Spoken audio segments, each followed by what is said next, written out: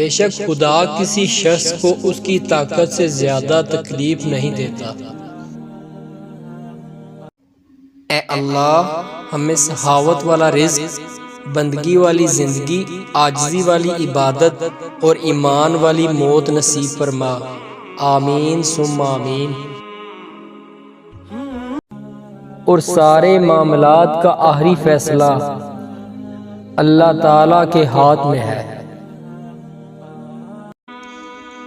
اور اللہ سے معافی مانگو، یقیناً وہ معاف کرنے والا اور رحم فرمانے والا ہے۔ رسول اللہ صلی اللہ علیہ وآلہ وسلم نے ارشاد فرمایا، جب تم اذان سنو تو وہی کہو جو مؤذن کہتا ہے۔ جس گھر میں محمد نام کا بچہ ہوگا اس گھر میں ہمیشہ خیر و برکت رہے گی، انشاءاللہ۔